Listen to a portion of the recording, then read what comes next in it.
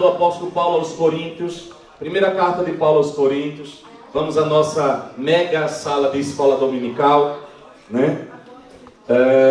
1 Coríntios capítulo 1, primeira carta do apóstolo Paulo aos Coríntios capítulo 1, no versículo 4. 1 Coríntios capítulo 1, não, tá bom. 1 Coríntios, obrigado. 1 Coríntios capítulo 1, quem achou diga amém. Amém. Vocês vão ter que me acompanhar que hoje tem uma... Vamos andar. No capítulo 1 de Coríntios, versículo 4, assim diz o apóstolo Paulo: eu sempre dou graças a Deus por vós. Diga, por mim. Deixa eu arrumar aqui para não ficar sumindo meus apontamentos. Eu sempre dou graças a Deus por vós, pela graça de Deus que vos foi concedida por Ele em Cristo Jesus. Pois em tudo fostes enriquecidos nele, em toda a palavra e em todo conhecimento. Aqui está a riqueza de um crente: toda a palavra e todo conhecimento. Porquanto o testemunho de Cristo foi confirmado em vós, de maneira que não lhes falta nenhum dom espiritual, enquanto aguardais a revelação de nosso Senhor Jesus Cristo. Queridos, o apóstolo Paulo vai dizer algo aqui para a igreja de Corinto. Em vocês foi confirmado a palavra do Senhor. Em vocês foi confirmado o chamado de Deus. Vocês estão na terra aguardando a volta de Jesus Cristo. Mas nós não aguardamos a volta de Jesus deitado em berço esplêndido ao som do mar e à luz do céu profundo. Não. Nós aguardamos a volta de Jesus saqueando o inferno e povoando o céu. Amém, queridos? Nós não vamos sozinhos para o céu. Nós vamos com a nossa família. Quem diz amém por isso? Nós vamos com a nossa vizinhança, nossos colegas de trabalho. Amém, queridos? Nós não vamos ficar aqui esperando morrer, como dizia Elis Regina, com a boca cheia de dentes, esperando a morte chegar. Não. Nós vamos arregaçar a manga e nós vamos ganhar almas para Jesus Cristo de Nazaré. Mas a nossa luta não é carnal. Nós não lutamos com as armas naturais. Nós sabemos que é um reino espiritual onde as coisas... Obrigado, Rosinha. Onde as coisas acontecem e onde nós desmantelamos as forças das trevas para que as vidas possam ouvir o Evangelho de Jesus Cristo. E também como igreja, nós nos ferimos na jornada. Como igreja, nós experimentamos situações como essa que a irmã Lourdes experimentou. Nós somos atingidos, nós adoecemos, nós passamos por lutas, nós passamos por dificuldades, nós desanimamos, nós nos cansamos. E o que fazer nesta hora? Quando nós nos reunirmos como igreja, os dons do Espírito operarão no nosso meio, para que as curas e as libertações de Deus aconteçam na igreja. Amém, queridos? Aí nós saímos daqui fortalecidos para cumprir o chamado. Paulo diz que enquanto nós aguardamos a volta do Senhor, nós temos que ter uma consciência: não nos falta dom nenhum. Amém. Nós não precisamos permanecer. Nós desanimamos, pastor, muitas vezes. Nós somos feridos, pastor, muitas vezes. Nós enfrentamos lutas, pastor, muitas vezes. É inevitável. Permanecer nesta condição é uma opção. Você entrar desanimado aqui é inevitável muitas vezes. Sair desanimado é uma escolha sua, porque Deus está neste lugar. O Espírito de Deus deu à igreja ferramentas para resolver todas estas questões. A doença veio, existem os dons de cura e de milagre. E se não for para ser curado, nem para ressuscitar, pode ficar tranquilo. Crente não morre, crente é promovido, vai para a glória, em nome de Jesus Cristo.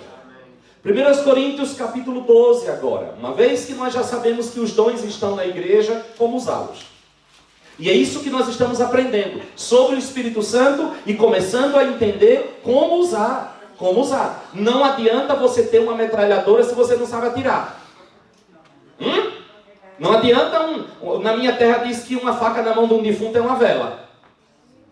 Você com uma arma, mas que você não sabe usar, não adianta nada. Então de que adianta você ter dons? E você tem. Eu quero dizer uma coisa para você. Você tem os dons do Espírito na sua vida, amém? Você precisa ativar isso.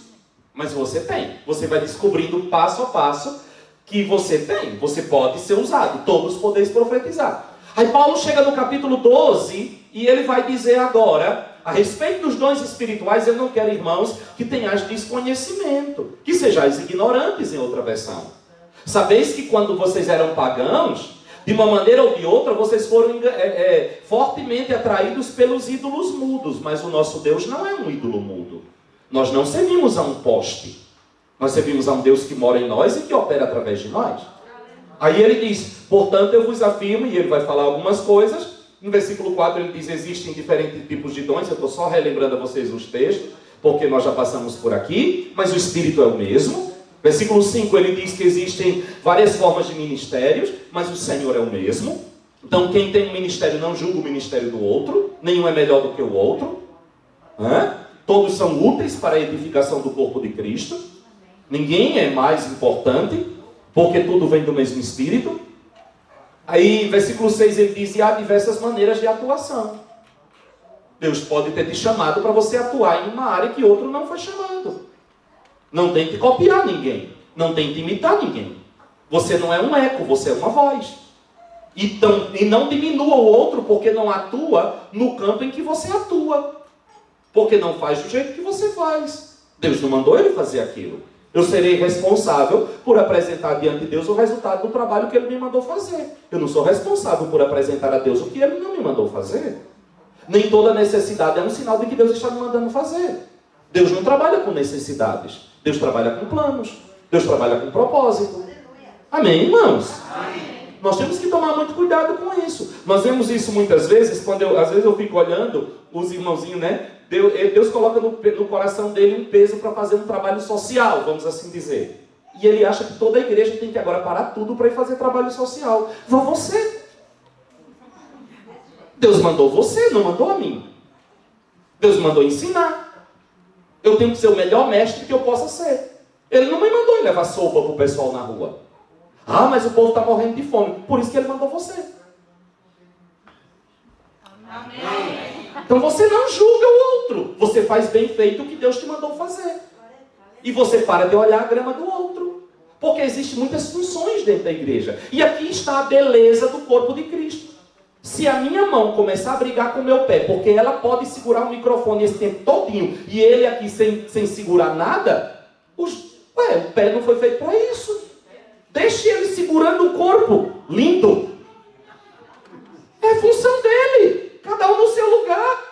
Eu lá sei porque que Deus me deu 2 ouvidos e uma venta. Grande, mas só uma no nariz. Gente, nós temos que, como igreja, aprender uma coisa. Uma velha frase que antigamente se dizia no Brasil. Cada um no seu quadrado. Ninguém mexe no puleiro do outro. Se cada um assumir a vocação para a qual o Senhor chamou, a igreja cumprirá a grande comissão até a volta de Jesus Cristo. Amém, queridos? Diversas atuações. Aí ele vai dizendo, a cada um, contudo, é concedida a manifestação do Espírito com a finalidade de que todos sejam beneficiados. Deus não te deu nenhum dom, a não ser o de línguas para a tua edificação, mas é para a tua edificação, para que você possa ser útil nas mãos dele. Deus não deu nenhum dom, eu estou falando dos dons carismáticos, ele não deu nenhum dom só para ser uma credencial para você. Eu vou ter que voltar sempre que eu for voltar, eu vou ter que retomar isso. Porque nós temos que tomar muito cuidado com isso. Porque existe uma coisa que mata os dons do Espírito na nossa vida: soberba. Na hora que você bater no peito, eu sou um profeta, você deixou de ser. Na hora que você bater no peito, eu sou usado por Deus, você deixou de ser. Porque quem é não diz que é. Nem Jesus dizia que era nada. Ele dizia, eu não me glorio a mim mesmo. Tem alguém que me glorifica, o Pai. Eu glorifico aquele que me enviou. Amém, queridos? Paulo dizia, eu não sou digno nem de ser chamado de apóstolo. Eu não sou nem porque eu persegui a igreja de Cristo. Eu sou o menor de todos. Chega um ponto que eu acho que ele exagerou, que ele disse que Jesus apareceu para ele como se fosse para um abortivo. Eu quase que disse, menos, Paulo, para de fazer agora drama também. Mas ele disse, apareceu para Cefas, apareceu para os 12, apareceu para mais 500, e no final para mim como que é um abortivo. Eu digo, está precisando de cura, meu filhinho, vá devagar. Mas nós não precisamos Os dons são ferramentas para a edificação do corpo de Cristo. Amém, queridos? E hoje nós vamos falar a respeito de um dom extremamente necessário e difícil de ser operacionalizado. Discernimento de espírito. E um dos dons que é mais necessário na igreja hoje. Presta bem atenção. Hoje, bota tic-tac para funcionar. Eu vou bem devagarzinho, viu, pastor? Vou bem devagarzinho. Para você não dizer que não sabia. Diga isso, diga discernimento de espíritos. Agora diga outra vez, diga discernimento não é desconfiança. Primeira coisa que você tem que entender. O discernimento de espírito é uma revelação do Espírito de Deus no seu espírito. Não é o resultado de um monte de informações que você carrega na sua mente acerca da pessoa que está sendo usada. Até porque, neste caso, você vai descobrir hoje que da mesma fonte sai água doce e água salgada. E você vai saber que uma pessoa pode ser tremendamente usada por Deus para você hoje e amanhã ser uma pedra de tropeço para você. Às vezes não dá tempo nem de chegar amanhã. E que o fato de alguém ter sido uma bênção não o rotula para ser sempre uma bênção. Que você tem que andar o tempo inteiro com o espírito alerta. Porque você pode ser facilmente enganado. Você vai aprender hoje que a linha que separa o que é de Deus do que é do homem é muito tênue. E que outra coisa, quando opera na questão de discernimento, nem tudo é demônio. Você vai ter que discernir 3 coisas. E o dom do discernimento, ele opera em 3 áreas. O reino de Deus, o reino das trevas e o reino humano. Você tem que saber de onde vem essa voz. Você tem que saber de onde vem aquilo que está chegando até você. Vem de Deus? Vem do diabo ou vem do homem? E quem vai te mostrar isso? Não são informações na tua mente. É o Espírito Santo de Deus que mora dentro de você. 1 Coríntios capítulo 12, no versículo 10 diz: a outro o poder para operar milagres, a outro o discernimento de espíritos. Não é de espírito, é de espíritos. Discernir que espírito está operando por trás daquela pessoa. Não é discernir a informação. Veja que quando nós falamos de profecia, nós dissemos que toda profecia deve ser julgada. Qual é a diferença entre julgar e discernir? Quando eu julgo, eu comparo coisas. Quando eu discerno, eu tenho uma sentença que muitas vezes não bate com as informações que eu tenho. Calma que eu vou explicar. Eles já estão me olhando com assim, quando junta essas duas aqui, as duas sobrancelhas, eu digo, preciso explicar. Aí a pessoa vai soltando, aí eu vejo daqui. Se você entendeu, é aqui que está o sintoma aqui, né? Como é que eu julgo uma profecia? Deus chega e diz assim para mim: Orlando, eu quero que você, Deus me disse, pastor Luiz é testemunha, ele estava, a gente morava junto, na mesma casa, nesta época, quando Deus me mandou deixar tudo e me entregar de novo totalmente no ministério. Eu estava em casa orando, ele chegou, ele tinha um hábito de ficar ouvindo minhas orações escondido, porque ele tinha medo de chegar perto de mim e levar uma patada. Aí quando eu estava orando, às vezes eu saía do quarto orando, quando eu abria a porta ele estava lá ouvindo a minha oração. Eu digo, ainda bem que eu não estava contando segredo a Deus. Com ele não funcionava muito aquele negócio assim: entra no teu quarto, fecha a tua porta. Aí para mim o versículo dizia: olhe se o Luiz está em casa. Aí ora em secreto, senão não tem segredo. E quando eu abri os olhos, ele estava no canto da sala lá ouvindo a minha oração. E eu estava lá orando, e foi quando Deus me disse: eu quero que você deixe tudo e estabeleça e se dedique a este povo. Eu disse: o que é que eu vou fazer? Ele disse: você vai me treinar um povo. Eu nunca vou esquecer quando ele disse: tem um povo nesta cidade que precisa ouvir um evangelho inteligente e você vai ensinar a eles. E eu disse: como que eu vou ensinar? Eu parei o ministério durante um bom tempo porque eu não sabia dar aula. A maior deficiência que eu tive na minha vida era que eu não conseguia treinar ninguém. Eu não sabia preparar uma aula. Eu não sabia dar uma aula. Meu negócio era pregar a cruz e a salvação. Eu era um evangelista. E eu disse: Senhor, tu me apertar sem me abraçar. Eu não posso te oferecer uma coisa que eu não tenho para te dar. Eu não sou professor, eu não sou mestre. E ele disse: hoje eu estou te dando o ministério de mestre. Você vai me treinar um povo. E dali, em prantos, de sobre os joelhos, nasceu um professor pela unção do Espírito Santo de Deus. Por isso que se você chegar para mim e fizer qualquer elogio de uma aula que eu dei, pode ficar tranquilo que aquilo não vai massagear meu ego nem nada. Porque eu tenho uma consciência muito profunda de que não tem nada a ver comigo. Eu sou um péssimo professor. Orlando. Agora, o pastor, debaixo da unção, aí sai da frente. Mas não é ele, é a unção de Deus que opera através dele. Aí você chega para mim hoje e vai me dizer assim: eis que eu te digo, eu te mandei para ser um missionário na África. Eu julgo a sua profecia e digo: mandou não. Isso é julgar. Você chega e traz uma profecia que contraria a palavra de Deus. É o Espírito? Não. O Espírito está preso à palavra. O Espírito nunca vai dizer para você uma coisa que a Bíblia não diz. Nunca vai contrariar a palavra. A palavra é o crivo de avaliação de todas as coisas. É por isso que para você julgar a profecia, você precisa conhecer Bíblia. Né? Igual o outro lá que chega e diz assim: vai, pega uma mulher e adultera com ela. Né? E o cara ainda foi e fez. Aí depois descobriu que não era pegar uma mulher e adultera. Vai lá e casa com a mulher adúltera. Aí depois que ele descobriu, a mulher já tem botado chifre no marido. Não. Bíblia. Você conhecer Bíblia para poder discernir. Para poder julgar. Discernir não. Então julgar eu comparo fatos. Discernimento, muitas vezes, tudo está certo. Tudo está perfeito. Mas o Espírito que está por trás daquilo não vem de Deus. Você vai lá, a pessoa está profetizando para todo mundo, a pessoa está pregando para todo mundo, e você mete os olhos e o Espírito Santo diz: não sou eu, é um espírito de engano. E você diz: como é que eu vou dizer se não tem nada no mundo físico que possa... Pastor, isso acontece? Vamos para a Bíblia. Atos dos Apóstolos, capítulo 16. É difícil, mas nós necessitamos. Porque nos últimos dias surgirão falsos mestres, falsos cristos, falsos profetas. E o que é um profeta falso? É aquele que diz uma coisa que não é verdade?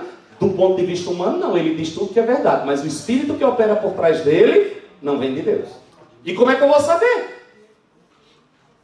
Pelo Espírito, pelo dom de discernimento. Atos dos Apóstolos, capítulo 16.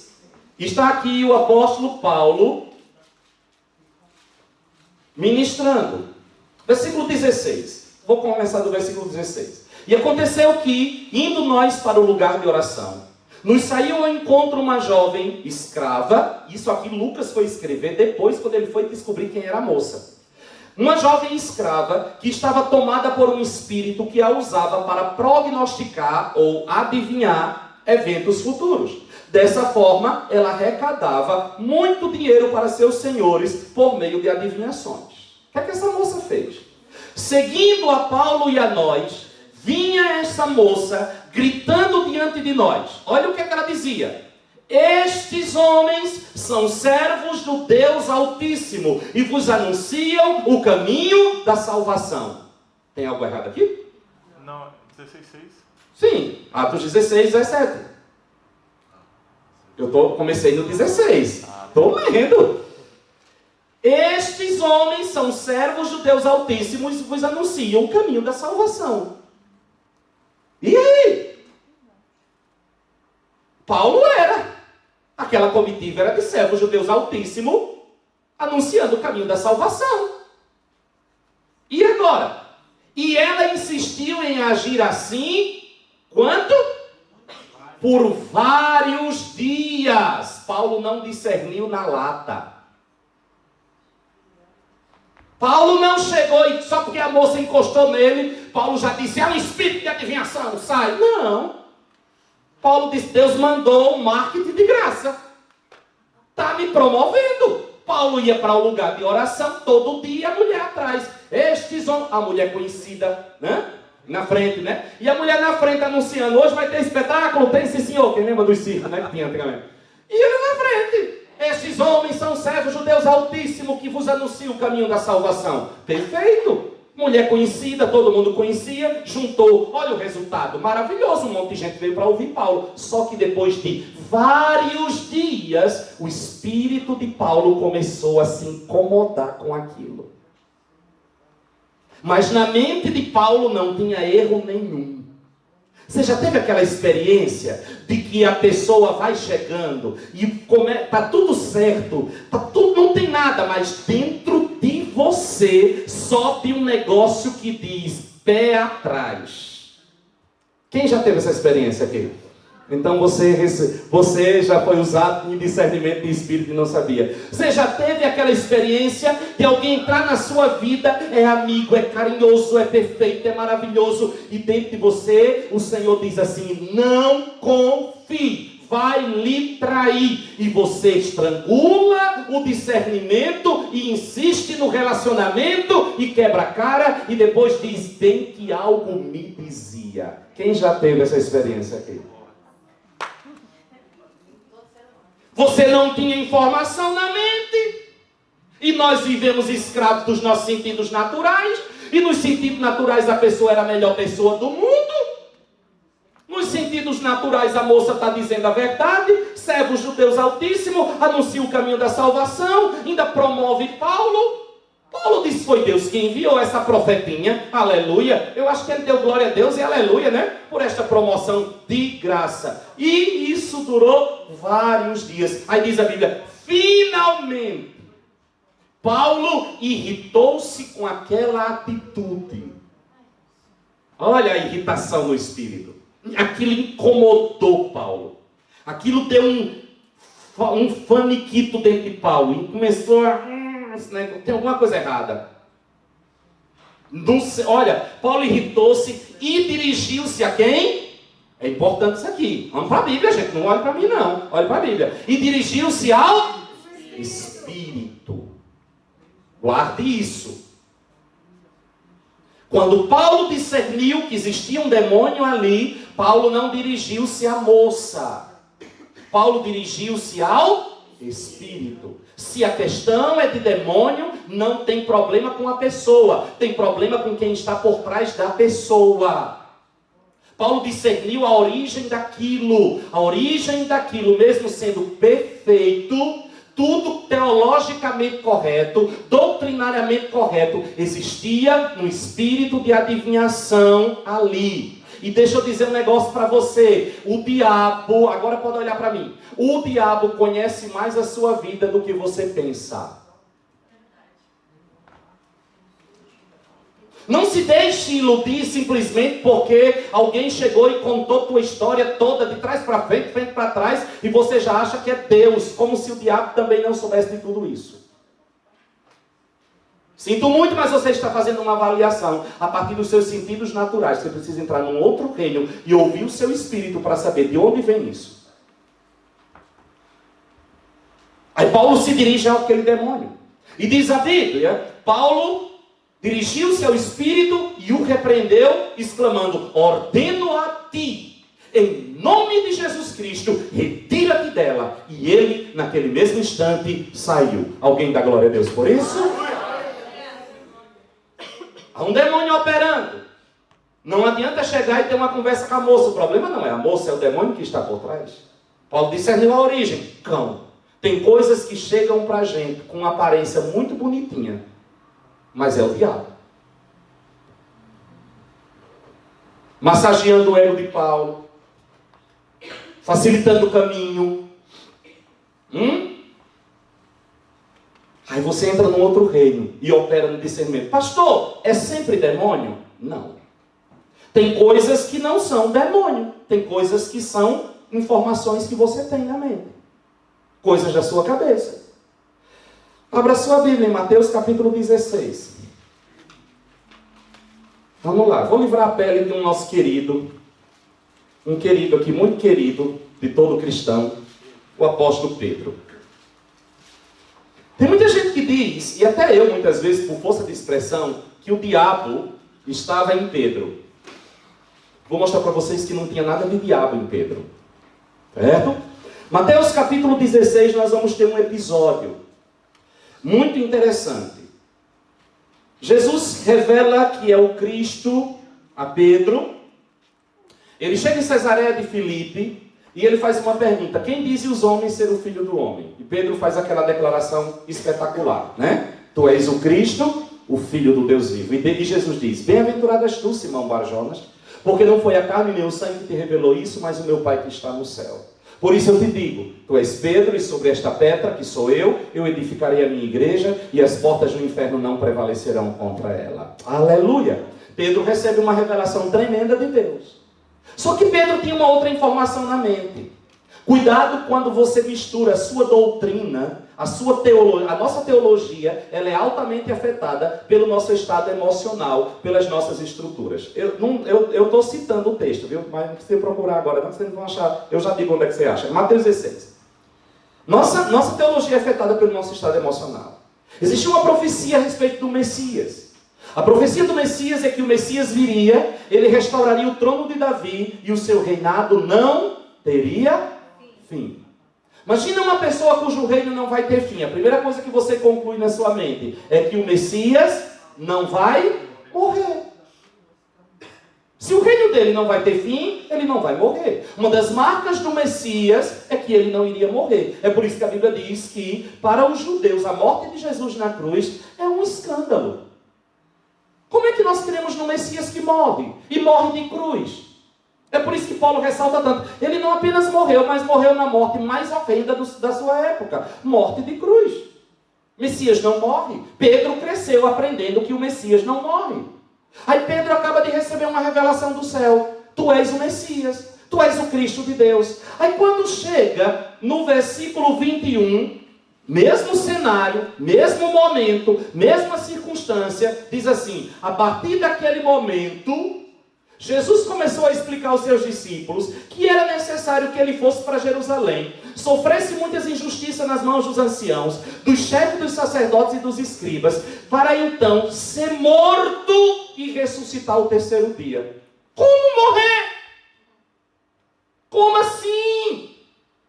Imagina quando Pedro ouviu Jesus dizer assim: olha, eu vou para Jerusalém, vou ser traído, vou ser entregue e vou morrer. Pedro disse: mas eu acabei de dizer que tu és o Messias. O Messias não morre. O reino do Messias não tem fim. Aí ele diz assim, aí no versículo 22, Pedro, porém, chamando-o à parte, começou a admoestá-lo, dizendo: Deus seja gracioso contigo, Senhor. De modo algum isso jamais te acontecerá. Tu és o Messias. Jesus, tu pirou. Tu não disseste que foi o Pai que me disse que tu és o Messias? Tu és. Messias não morre. O que é que Jesus faz? Virando-se Jesus, repreendeu a Pedro. Não foi o diabo. Tem nada de diabo. Lembra que quando Paulo foi falar com a menina com o espírito de adivinhação, Paulo repreendeu o espírito. Agora aqui Jesus vai repreender a Pedro. É demônio? Fale ao demônio. É mente humana? Fale com a pessoa. Pastor, mas o senhor, agora peguei o senhor na virada. Peguei o senhor. Ele chama de Satanás. A palavra Satanás é opositor. Tudo que se opõe a você é Satanás. Tudo que atrapalha você é Satanás. A palavra Satanás não é uma pessoa, é um título. É uma condição. O ser é Lúcifer. Satanás é a condição na qual ele se encontra. Satanás é opositor de Deus. Tudo aquilo que se opõe ao projeto de Deus na sua vida, você pode chamar de Satanás. Até o irmão. Até. Tem um bando de Satanás que aparece na caminhada da gente, entendeu? Mas é que você já não cruzou com alguns que quer desviar você na rota. Jesus olha assim: para trás de mim, adversário. Para trás de mim, opositor. Por que Jesus diz isso a Pedro? Tu, Pedro, não é o demônio. Tu és uma pedra de tropeço. Uma cilada para mim. Por que uma cilada para mim? O plano 100% de Deus para Jesus, passava pela morte. Se Jesus ouvisse a Pedro para livrar a pele dele e cair na teologia judaica e nunca morrer, ele nunca se assentaria no trono à direita de Deus e a gente estava na roça. Isso é uma cilada. É muito bom. Quem quer morrer? Ninguém é doido? Talvez aquilo que aparece para você tão bonzinho é uma ideia boa de alguém que gosta tanto de você que não quer que você passe por aquilo. Mas o caminho que Deus tem para você passa por aquilo. Aí você vai escolher o quê? Ficar deitado em berço esplêndido ao som do mar e à luz do céu profundo? Salvar sua pele e cair na cilada do diabo, que no momento é bom para você, mas o fim é caminho de morte. A Bíblia diz que há caminhos que para o homem parece bom, mas o fim dele é caminho de morte. Cuidado com aquilo que resolve o teu problema temporal, mas compromete a tua jornada como um todo. Cuidado! É o diabo, pastor? Não, às vezes é simplesmente um instinto de autoproteção. Às vezes é simplesmente um carinho de alguém. Pedro não estava possuído por Satanás. Em nenhum momento Jesus expulsou o demônio de Pedro. Em nenhum momento Jesus repreendeu o demônio em Pedro. Jesus repreendeu a Pedro. A tua mente entrou no meio do caminho, Pedro.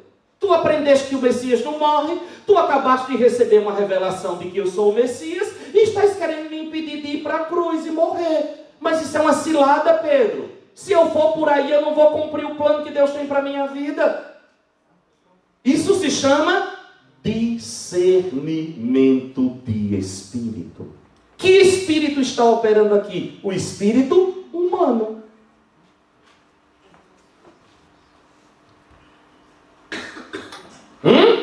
Nem toda boa ideia vem de Deus. Cuidado, porque todas as vezes que você é inteligente, quem diz amém a isso? Amém. Deus pode trazer uma coisa maravilhosa para você. Amém? Amém? Deus vai e traz um plano extraordinário para você. Deus vai te mostrar um ministério. Tremendo. Sabe o que é que vai acontecer na hora que Deus te mostrar? No exato momento, tua mente vai produzir um plano estratégico para executar aquilo. Isso faz parte da nossa condição humana. E muitas vezes, se você entrar neste plano produzido na sua mente, você vai quebrar a cara, ou então você vai sair da rota de Deus e vai construir um caminho meramente humano. E Deus não tem nada a ver com isso. Há uma agenda de Deus para a sua vida. Há um tempo de Deus para cada coisa na sua vida. O maior segredo para andar com Deus é saber se mover na hora certa. 1 minuto pode estragar tudo.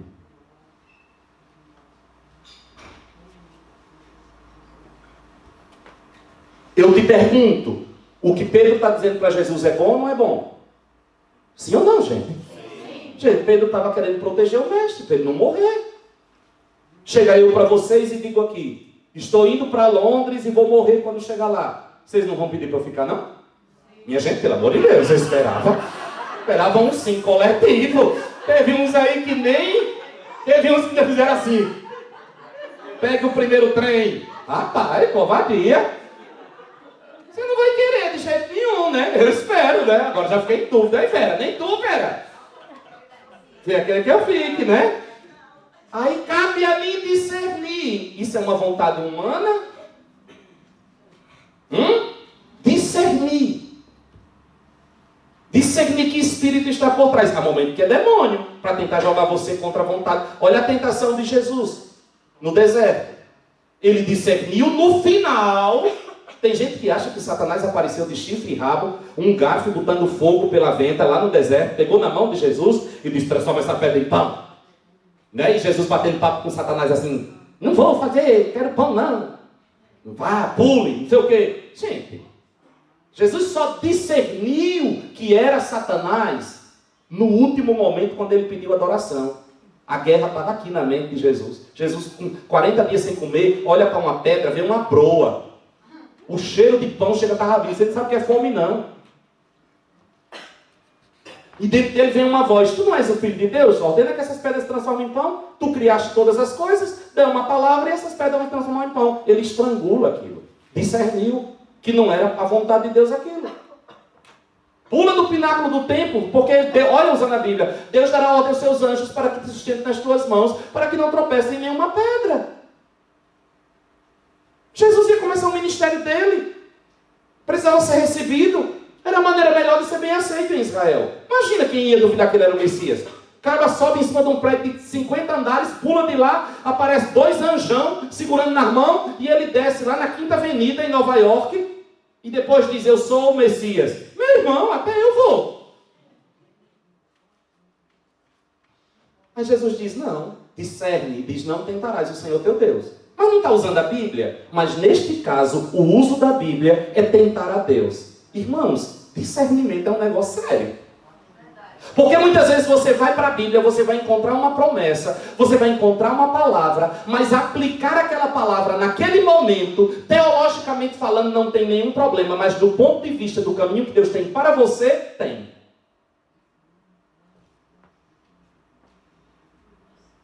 Pastor, eu achava que era mais simples isso. Não. Hã? Não dá um nó? Imagina. Você vai ter que ter uma vida de intimidade com Ele para saber, antes de qualquer coisa, qual é o plano que Deus tem para a sua vida. Amém, queridos? E você vai até o fim. Você sabe o que Deus tem para você. E as ideias mirabolantes, hein, que vêm no meio do caminho. Se eu fosse ouvir todas as ideias mirabolantes que todo mundo já me deu, maravilhosas, em termos de ministério, eu já tinha parado. Ixi, misericórdia. Ir para casar.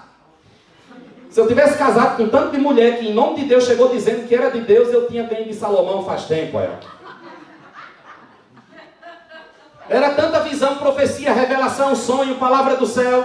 Menina, eu já tinha ganho de Salomão, tinha passado de 1000. Oxe, mas com vontade. Tá por fora. E agora que tá assim mais bonitinho? Ô, gente, um coroão desse, diga aí. Pastor, e é pecado casar? Não. Você tem que saber qual é o caminho que Deus tem para a sua vida. Amém, igreja? Eu estava pensando aqui, só um parente, né? Pensando ontem, estava indo para a igreja pensando em Salomão, né? Fazendo um estudo sobre os judeus da Etiópia, né? E eu estava pensando, Salomão teve mais de 1000 mulheres, né? Mas o amor da vida dele, que fez ele arriar... Aí, Regis, essa aí vai para tu. O amor da vida de Salomão, a mulher que fez ele arriar os 4 pneus, era uma negona africana. Diga aí. Era, rainha de Sabá. Etiópia, negra. Parece que era negra, né? Porque Moisés também, né? A Cuxita era negra. Discernir o caminho que Deus tem para você. Discernir o plano que Deus tem para você. E aí você, tudo que vier, vem como homem, é do diabo, mas voltando aqui para o caso de Pedro. Olha o que é que ele diz. Tu és, versículo 23, tu és uma pedra de tropeço, uma cilada para mim, pois a tua atitude não reflete a de Deus, mas sim os homens. Estrutura de raciocínio, uma mente lógica. Deixa eu dizer um negócio para vocês. Quem quer ser guiado pelo Espírito Santo aqui, diga glória a Deus. Deus não tem lógica. A matemática de Deus, 1 mais 1 nem sempre dá 2. Às vezes dá 3, às vezes dá 1,5, às vezes dá 4. Paulo disse que Deus é doido. Deus é louco e a loucura de Deus é mais sábia do que a sabedoria dos homens. Se Deus não fosse louco, não tinha escolhido eu e você. Você já prestou atenção que Deus investiu no que ninguém investiria? Eu acho tão engraçado quando eu vejo o pessoal dizer: fulano matou, fulano roubou, fulano foi para a cadeia, agora é crente. Pois é, esta é a mente do Deus Todo-Poderoso. Aleluia. Quando Deus olha para um negócio muito certinho, acho que ele tem fastio, dá um fanezinho nele. Ele diz: gostei não. Deus amou Jacó e aborreceu Esaú. O que tinha de errado em Esaú? Nada. Em Jacó, tudo. Deus resolveu salvar o mundo pela loucura da cruz. Aleluia! Ele disse que é morrendo que se vive. Ele disse que se quem quiser ganhar a sua vida, perca. O mundo diz assim: se proteja. Ele diz: perca. O mundo diz assim: guarde, acumule, acumule, acumule, poupe, junte, passe a perna, ganhe dinheiro, tome propina, desvie. Ele diz: dê e dá-se-vos-á. Posso ouvir um amém da igreja? Ele diz assim: se alguém pedir a capa, o mundo diz: se alguém pedir tua capa, chame a polícia, faça um protesto, quebra a cara do camarada. Ele diz: se alguém pedir a capa, dê a túnica também. Se alguém te obrigar a andar uma milha, não bata na pessoa não, ande duas. Se bater numa face, dê a outra. Que doideira é essa? Esta é a loucura do Evangelho de Jesus Cristo de Nazaré.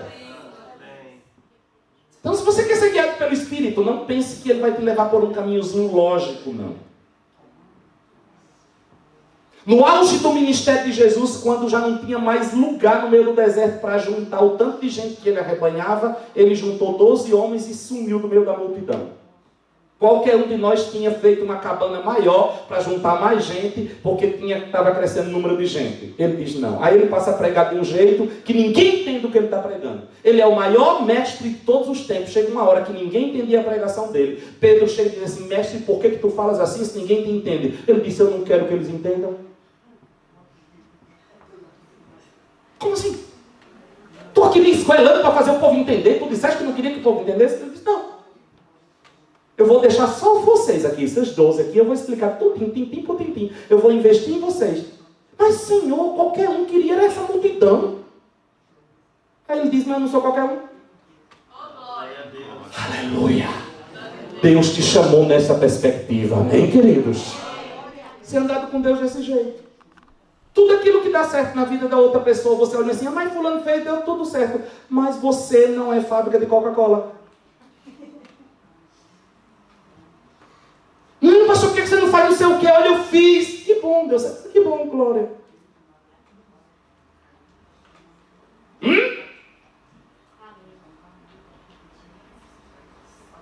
Discernir de onde vêm as ideias, discernir de onde vêm os comandos, discernir de onde vem aquilo. E aqui no caso de Pedro, vem do homem. Mas bora para outro caso. Lucas capítulo 9.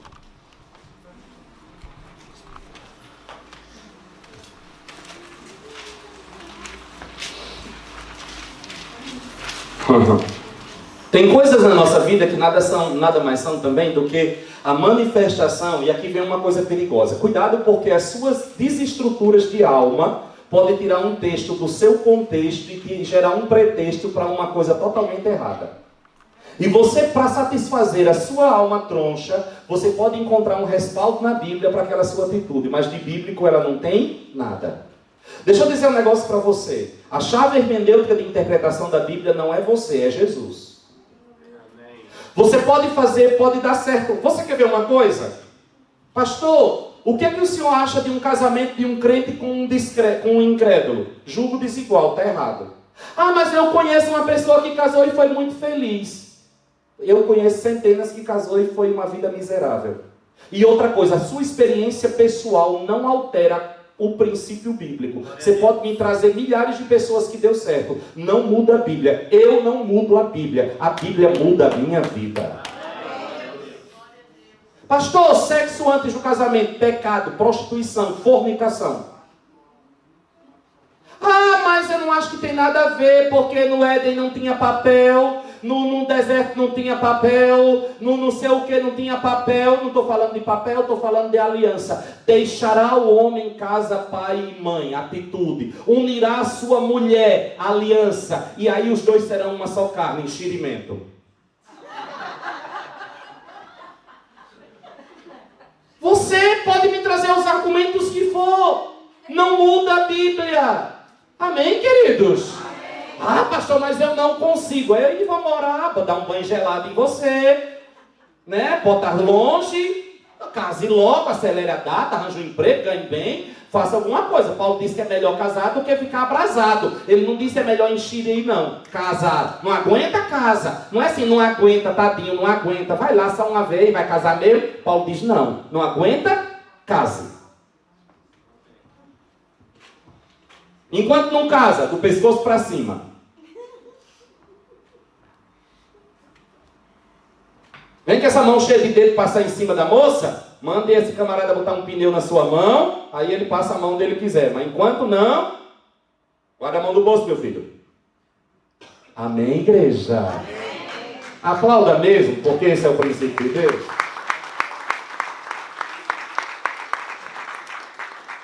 Por que eu estou falando isso? Por causa de uma experiência aqui.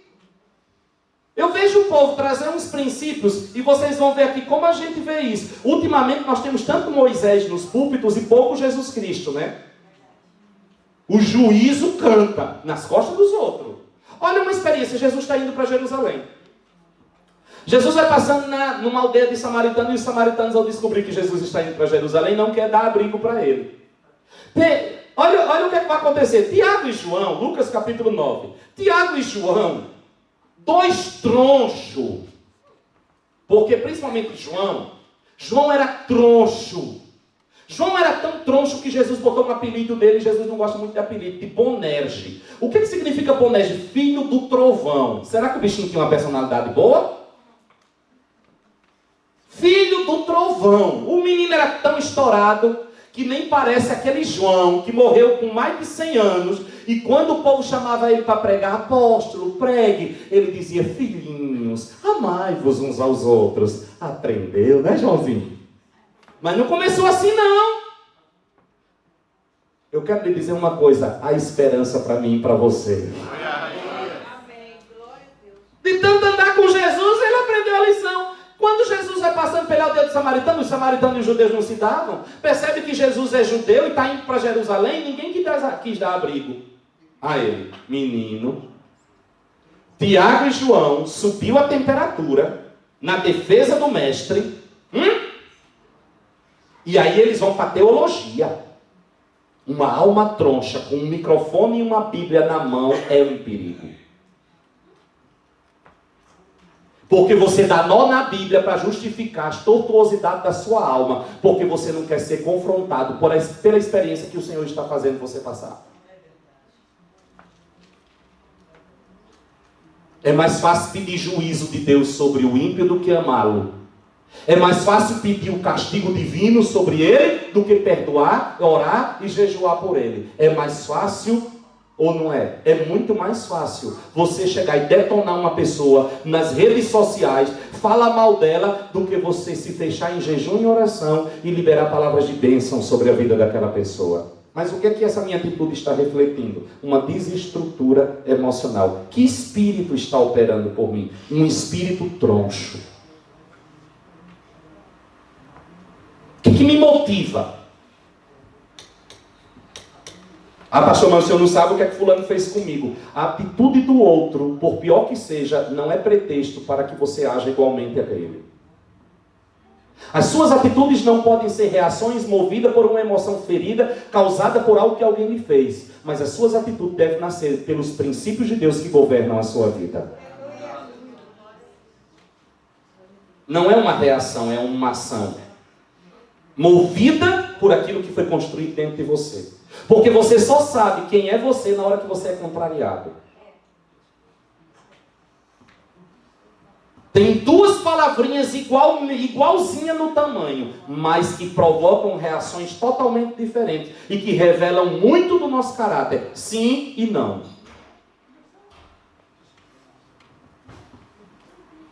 Diante de um não redondo, desde pequenino, né?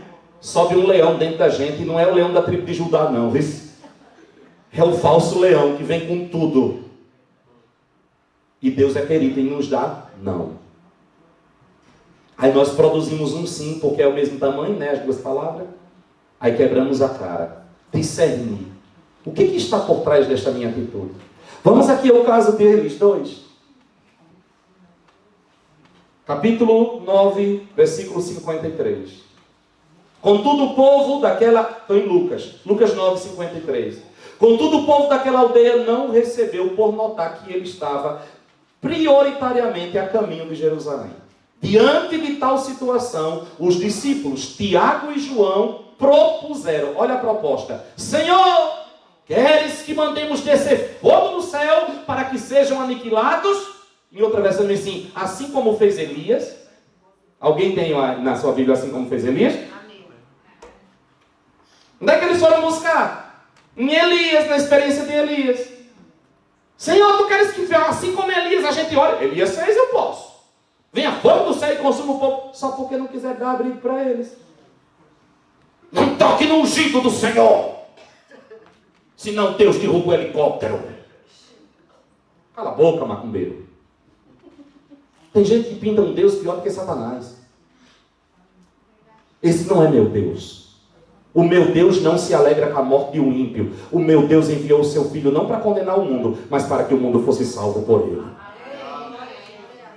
Cuidado com aquilo que está nascendo dentro do seu coração. Nós somos justos demais com quem se levanta contra nós, contra quem nós não gostamos. Mas ai de quem se levantar contra quem nós gostamos. Nós mudamos a sentença imediatamente.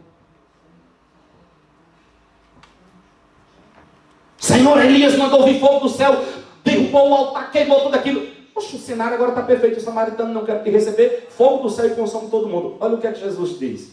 Mas Jesus, mirando-os, admoestou-lhes severamente. Não sabeis vós de que espécie de espírito sois? Isso aqui também não é demônio, é um impulso. Espírito aqui não é espírito demônio. Mas é uma estrutura de mentalidade, uma estrutura emocional que está motivando-os a agir e usando a teologia. Cuidado quando você vai usar a Bíblia para respaldar suas tortuosidades emocionais. Cuidado quando você vai ler a Bíblia procurando justificativa para algo que você já sabe dentro de você que não é o que Deus faria no seu lugar. Aí você vai sair cavando na Bíblia um versículo para respaldar algo que não foi construído pela Bíblia. Você construiu dentro de você, a partir de uma alma ferida. E depois da construção pela alma ferida, é que você foi consultar a Bíblia, ver se você encontrava uma brecha nela, para justificar aquilo que já está fortalecido dentro de você.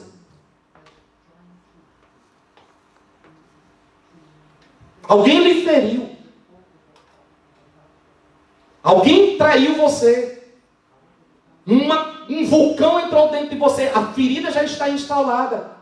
A dor já está aqui. O pensamento já está moldado contrário àquela pessoa. Depois de tudo isso, você vai para a Bíblia para encontrar um versículo que seja, que respalde aquilo que está dentro de você, para que você não se sinta tão culpado por estar sentindo aquilo com relação àquela pessoa. E eu quero lhe dizer uma coisa, você vai achar na Bíblia.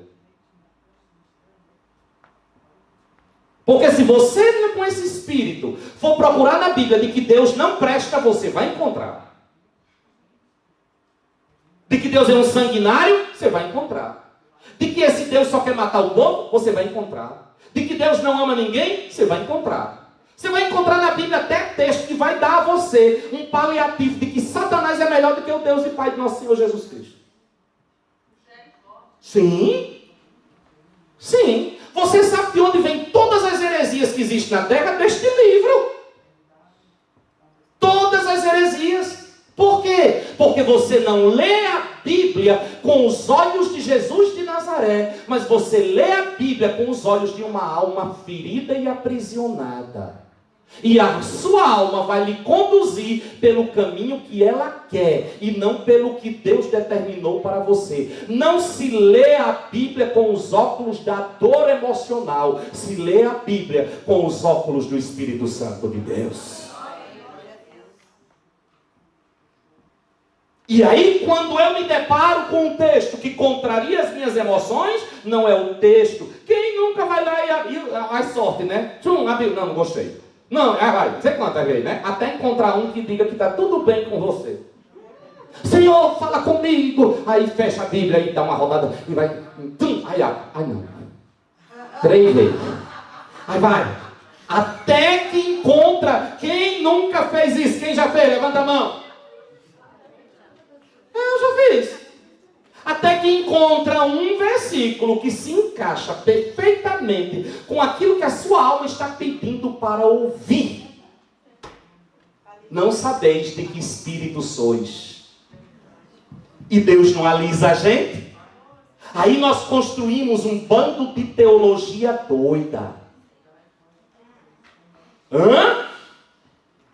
Aí nós vemos umas pregações que não tem nada a ver. Pastor, o senhor está falando sobre o quê? Discernimento de espírito. Que espírito está por trás de mim? Que espírito emocionalmente construído está em mim quando eu concluo isso que me afasta de Deus? Você quer ver uma coisa? Você distorce uma verdade? Foi ferido na igreja. Não consegue se relacionar com as outras pessoas. Convive muito bem com seus defeitos, mas com o do outro nunca. Constrói uma teologia. Qual teologia? Eu sou a igreja de Cristo, não preciso de estar junto de ninguém. Igreja só tem gente ruim, igreja não presta. Onde eu tiver, Deus está. Eu te pergunto, essa teologia na essência está errada? Não, você é parte da igreja de Cristo. Deus não habita em templo, mas o problema é que o espírito que motivou você a construir essa doutrina e nascer um movimento chamado desigrejado, não é o Espírito Santo de Deus, é o espírito de alma ferida que não consegue se relacionar em comunidade. Parece perfeito, mas vai levar você por um caminho de destruição. Por quê? Porque você sozinho é um tijolo com pretensão de ser casa. Você não é igreja.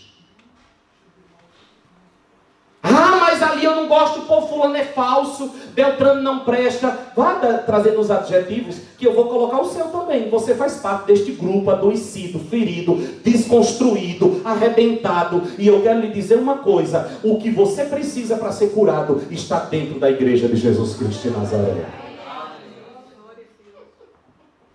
Mas se você se deixar levar pela sua alma, a tua teologia, aparentemente, Elias mandou vir fogo do céu? Mandou. E veio? Veio. Qual era o motivo? Juízo sobre os ímpios, restauração de Israel, confronto de Baal e de Azera. Aí você pega só o fogo de Elias. Hã? Você esquece todo o cenário, traz só o fogo. E no seu caso, o fogo é o quê? Para massagear o seu ego, matar um povo, uma aldeia todinha, porque não quis dar canto para você dormir. O que é isso? Feitiçaria. O que é feitiçaria? É tentar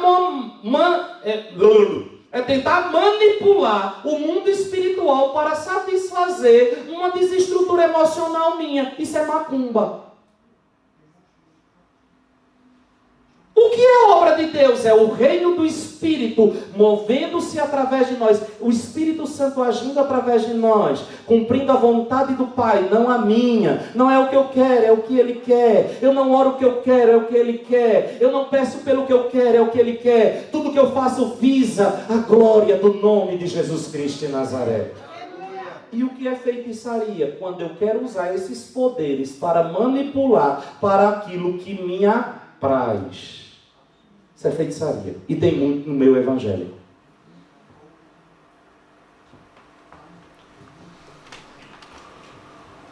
Que espírito está por trás? Por que eu estou orando essa oração? Senhor, fulano falou mal de mim. Senhor, a minha alegria é porque eu sei que Tu és um Deus justo. Sabe o que é que você está dizendo? Pune ele, Senhor. Manda fogo e queima aquela desgraça, Senhor. Ah, Deus. Ah, Tua palavra diz que o ímpio entesoura para o justo. Sabe o que é que está dizendo? Sabe o que é que está por trás, muitas vezes? Toma dele e dá para mim. Tira o emprego dele e dá para mim. Eu sou teu filho. Eu sou cabeça e não cauda. E o outro que está na cabeça, por que vai ter que ir para a cauda? Qual é a motivação? Que espírito está por trás? Aí eu entro no mundo espiritual e começo a fazer macumba em nome de Jesus Cristo. Tentar manipular. Alguém falou de mal de mim. Se eu sou um homem de Deus, Deus vai. Ei, feiticeiro. Deus não vai fazer nada. Deus não vai fazer nada. Resolva suas pendengas aqui embaixo. A Bíblia diz: se você vier aqui no altar trazer sua oferta e descobrir que um irmão tem alguma coisa contra você, não peça que Deus mande fogo nele, não. Vá lá e peça perdão a ele, se reconcilie com ele. E pare de ser macumbeiro. Ah, Senhor, faça justiça. Se ele for fazer justiça, tu roda, nego. É melhor tu pedires para ele te tratar segundo as misericórdias dele, porque ainda tem esperança para mim e para você. Amém, queridos? Que espírito está por trás? Pesado hoje, né? Eu estou aprendendo. Mas chega da gente encher a cabeça de uma religiãozinha que massageia nos deixa tão à vontade, tão confortável, e aí a gente mistifica os dons do Espírito. Isso é edificação da igreja. O que está me movendo? Por que eu estou orando assim? Jesus chega e diz assim, vocês não sabem que espírito sois. A atitude de vocês, Jesus está dizendo, esse desejo de orar essa oração aí de Elias, contraria meu ministério. Olha o que ele vai dizer aqui. Eu ia falar hoje sobre fé, cura e milagre ainda. Fiquei só no discernimento. Mas eu vou devagar, né, Jesus? Versículo 56. Sabe por quê que aquela oração não valia? Olha o que Jesus diz. Ora, o Filho do Homem não veio com o objetivo de destruir a vida dos seres humanos, mas sim para salvá-los. E assim rumaram para o outro povoado. Vocês entenderam? Senhor, manda fogo do céu e queimar essa aldeia que não quis dar abrigo para nós. Jesus disse assim, ei, cuidado, vocês não sabem de que espírito sois. A atitude de vocês contraria meu ministério. O Filho do Homem não veio para destruir as pessoas, mas para salvá-los.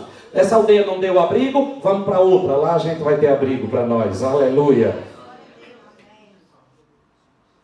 É assim que você vai viver.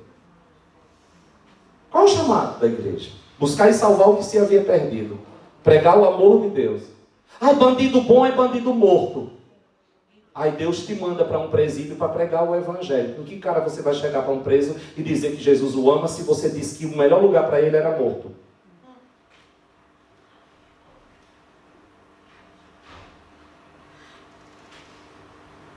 Cuidado.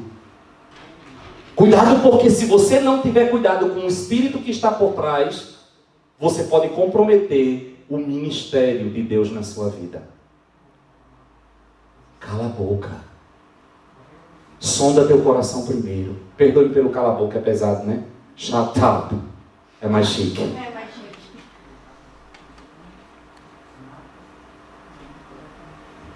Que espírito opera? É Deus? É o diabo? É o homem? Apenas uma informação humana, como foi Pedro? Ou é uma desestrutura emocional? Como foi Tiago e João? Uma ferida da alma. Quem disse que porque alguém feriu você, Deus vai ter que punir essa pessoa? Quem disse que porque alguém traiu você, Deus vai ter que castigar essa pessoa? Quem disse que porque alguém tocou em você, Deus vai matar essa pessoa? Quem disse isso? Que desejo é esse no seu coração?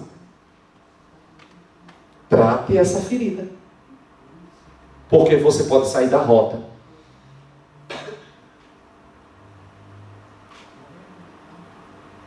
E houve silêncio no meio dos pentecostais. Aleluia! Dorme com um barulho desse? Discernir o que está operando. E aí, só dando um pulinho lá em Pedro, só para fechar o ciclo, você vai encontrar um Pedro que faz uma declaração profunda e ao mesmo tempo uma declaração mais por fora do que batente. Aprenda uma coisa: não rotule ninguém. Cuidado com não colocar o filtro só porque ontem fulano foi tremendamente usado por Deus para abençoar você. Aí agora, tudo que esta pessoa diz para você virou lei. Perigo. Cuidado quando Deus te usar para falar com alguém e você achar que agora tudo que você disser para as pessoas terá que ser obedecido. Perigo.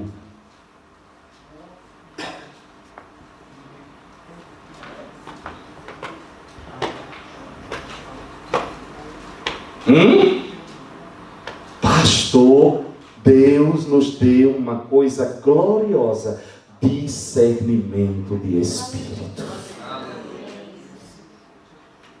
Bem-aventurado és tu, Simão Barjonas. Não foi carne e sangue que te revelou, foi o Pai. Para trás de mim, Satanás. Pedro, tu estás pensando como homem. Normal. Normal. Não tem nenhum problema com Pedro. Faz parte.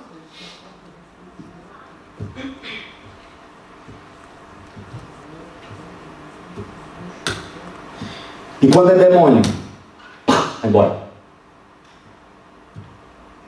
E quando é alma ferida, ei, vai te curar. Não abre a tua boca para mexer com o mundo espiritual, tendo como base as dores da tua alma. Tu estás entrando num campo perigoso. Palavras de maldição, né? Que tristeza. Eu atendo gente que chega dizendo assim: pastor me amaldiçoou. Como é que pode um pastor amaldiçoar alguém? Alma ferida. Pastores em guerra com pastor. Pastores que, em vez de pregar o evangelho, combatem uns aos outros. Doença de alma. Crentes se matando uns com os outros. Doença de alma. Vamos nos curar. Amém, irmãos? Amém. E discernir em nós e nos outros. De onde vem isso? Pois a nossa luta não é contra a carne e sangue. É contra principados e potestades. Fiquemos de pé. Semana que vem eu vou falar de fé. Dê uma ajeitada aí. Levanta a mão bem alta assim para dar uma esticada. Porque vocês apanharam tanto. Ah, vocês não, nós, né? A gente apanhou tanto hoje que está com o lombo todo doído. Ai, meu pai. Ai, eu amo vocês, viu? Vocês me amam também? Eu vi que ninguém disse que não ia deixar eu ir para Londres. Vou guardar essa. Olha a alma ferida. Olha a alma ferida. Senhor, obrigado. Feche seus olhos. Estenda suas mãos para o céu, como quem recebe algo. E peça, diga: Espírito Santo de Deus, dai-me nesta tarde discernimento. Discernimento. Que eu não seja enganado, nem pelo diabo, nem por meus conhecimentos, nem pelas doenças da minha alma. Ajuda-me a discernir qual a origem, qual é a fonte daquilo que chega a mim ou daquilo que de mim sai. Ajuda-me, Espírito Santo. Tu és o meu pastor, Tu és o meu mestre, Tu és o meu guia. E eu recebo na minha vida o discernimento de espíritos, em nome de Jesus Cristo. Amém. Que o Senhor nos abençoe e nos guarde. Que o Senhor faça resplandecer o seu rosto sobre nós e tenha misericórdia de nós. Que o Senhor sobre nós levante o seu rosto e nos dê shalom. Que a graça salvadora de Jesus o Cristo, o amor de Deus, o nosso eterno e soberano Pai, e a presença do Espírito de Deus esteja conosco, com as nossas famílias e com toda a igreja espalhada na face da terra, hoje e para sempre. Amém, amém e amém. Dê um aplauso ao Senhor.